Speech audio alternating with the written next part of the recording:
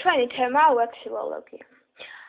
დროშებისა და მათი წარმოშობის შემსწავლელ მეცნიერული დისციპლინის აღსანიშნავი ტერმინი ვექსილოლოგია დოქტორმა უიტნი სმიტმა შემოიღო. ეს მოხდა ამერიკის შეერთებულ შტატებში 1958 წელს და იგი დროშის სამეცნიერო ანალიზის ყველა ასპექტს მოიცავს. ფართო ინტერესი ვექსილოლოგიისადმი ამერიკასა და ევროპაში მე-20 საუკუნის 60-იან წლებში გაჩნდა. ვექსილოლოგიის ფართო პოპულარიზაციას უიტნი სმიტის გამოკვლევებს უკავშირდება. ყოველ დროშას ხალხის ბედის ანარეკლია. უწყი და ამავდროულად ჭერმეტყველი მემატიანია. დროშები ერთიანობისა და ძალაუფლების ნიშანიცაა. ყოველ მათგანს თავისი, ხშირად საკმაოდ რთული ბიოგრაფია აქვს.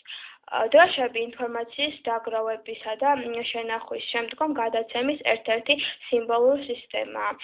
ემბლემები და წარწერები დროშებზე თავისი ეპოქის ძირითად იდეებს გამოხატავს და განსაკუთრებული დინამიკურობით გამოირჩევა.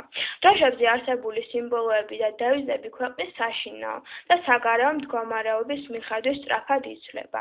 დროშებზე ემბლემებისა და დევიზების ბუნებრივი შერჩევა ხდება. მას თანდათან სცილდება ყოველივე მეორეხარისხოვანი და რჩება ის, რაც არსებით და ყველაზე მთავარია. ეს განსაკუთრებით ნათლად მინდება მწვანე პოლიტიკური ბრძოლების დროს. ამდენად დროშები წარმოადგენს ისეთ წყაროს, რომელიც ხელს უწყობს მკვლევარს ამა თუ იმ სახელმწიფო წყობის ან პოლიტიკურ პარტიათა იდეოლოგიური მიმართულების დადგენაში.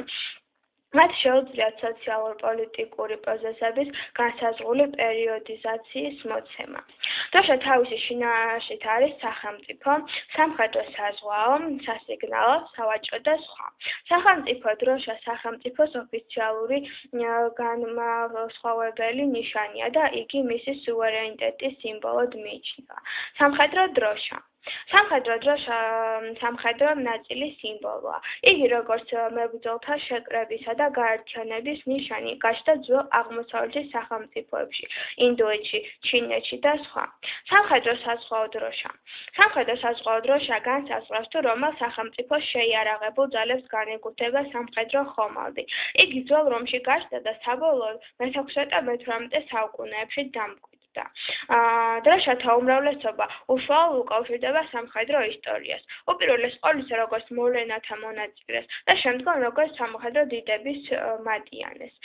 რამდენად ახალი ნიმუშები დროშებზე კი შემორჩენილია წარსული დიდების ნიშნები. დეკორატიული გაფორმება, ძვირფასი ნაქარგები, აპლიკაციები, მხატვრული გამოსახულებები დროშების წარმოაჩენენ როგორც გამოყენებით ხელოვნების ძეგლებს. დროშები მნიშვნელოვანი წყაროა გერბის ისტორიისათვის, რადგან მათ ხშირად დიდი რაოდენობითაა ასახული არა მხოლოდ პირადი და სახელმწიფო, არამედ საადგილმამულო გერბებით. კაცობრიობის ისტორიაში დროშის სახეობათა დიდი მრავალფეროვნება არსებობს. როგორც წესი, ეს იყო სხვადასხვანაირი ნიშანი, სიმბოლური, რელიგიური, პოლიტიკური და ასე შემდეგ. საყოველთაოდ არის ცნობილი მხიარული როჯერი.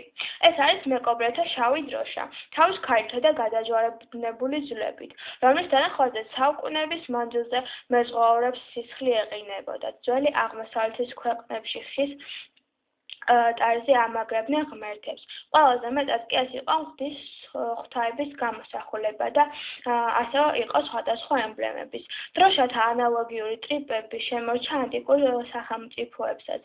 ქრისტეს შობამდე მეორე-პირველ საუკუნეების მიზნებზე, რომის სამხედრო და პოლიტიკური მოღვაწემ გაიუს მარიუსმა ჯარში შემოიღო მაუდის დროშები. გამოჩენილი რომაელი ისტორიკოსის ტიტუს ლივუსის აღწერით, ეს დროშები ოთხკუთხა ფორმის იყო და მაგდებოდა ჰორიზონტალურ ნაწილზე.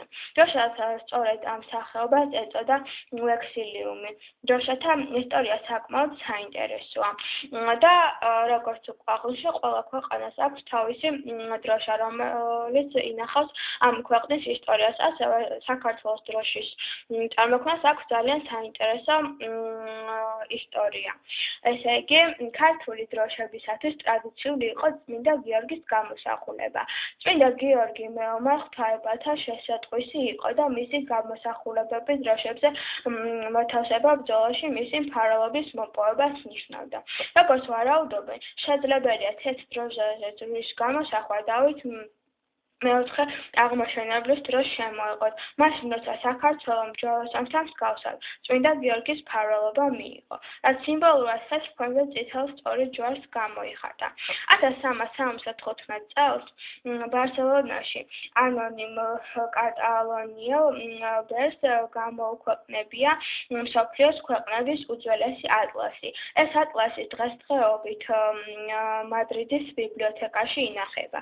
ატლასში იმ დროის ევროპის, აზიისა და ჩრდილოეთ აფრიკის ქვეყნების დროშებთან ერთად 4 ქართული დროშაცაა აღწერილი. დროშები ერთმანეთის იდენტურია. განსხვავდება მხოლოდ ოთხკუთხედში ჩახატულ ჯვრებისა და დისკები. ჯერჯერობით არ დადასტურდა, რომ ეს დროშები მართლაც არსებობდა იმ დროინდელ საქართველოში. თუმცა ატლასის ავტორი ამით ხაზს უსვამს, რომ საქართველო ქრისტიანული ქვეყანაა, მუდამ იყო და ასევე იქნება.